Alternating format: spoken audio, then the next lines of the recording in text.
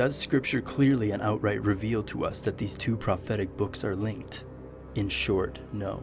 Though it is evident in linking kingdoms in the book of Daniel, we can see how chapter 2 and 7 are connected by two different visions at two different times by two different people. However, upon a further study and deeper understanding of the events that transpire within specific verses, we see reoccurring events in the book of Revelation that Daniel also described hundreds of years prior.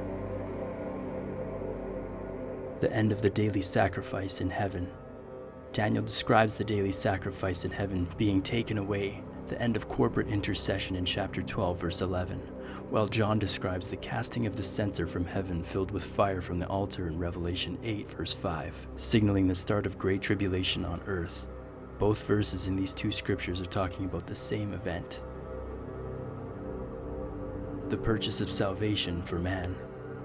Daniel describes the coming Messiah in chapter 9 verse 25 to 27, who will be put to death in order that we may be saved, while in Revelation 12 verse 5 to 10, John describes his vision of a woman and the dragon, war in heaven. Now is come salvation and strength and the kingdom of our God and the power of his Christ.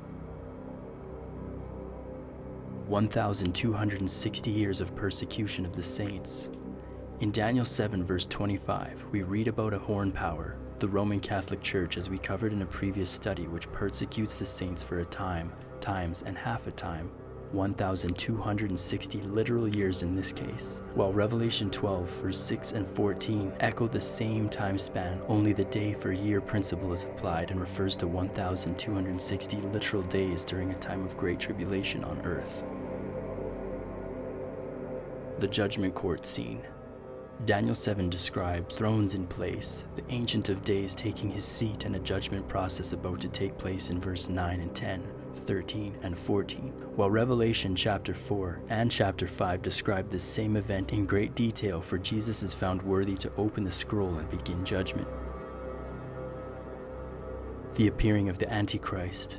In Daniel 8, we are shown in a vision, a horn power which later is revealed to Daniel occurs in a time of wrath at the appointed time of the end. In Revelation 13, we learn of the exact same entity, only John describes it in his vision as a lamb-like beast who exercised all the authority of the first beast on its behalf, Lucifer in the flesh deceiving the inhabitants on earth. The end of atonement for mankind. We read about the daily sacrifice, as is the one in heaven from Daniel 12, being given over due to the rebellion of the wicked in chapter 8 verse 12, brought about by the horn power, the fierce-looking king, the master of intrigue. In Revelation 14, we read about the harvest of mankind, for the end of atonement has come and judgment has been passed, and God's wrath has been unleashed. The toes of Daniel 2 and the kings of Revelation 17. In Daniel 2 verse 42, his vision describes a metal man, but down to the details now of the feet, specifically the toes, which fall on a prophetic timeline within the appointed time of the end. As the 2 feet total 10 toes, likewise in Revelation 17 verse 12, we see John's vision, 10 kings who have yet to receive power within a kingdom for a short time, along with the beast, also an event that unfolds during a time of wrath at the appointed time of the end.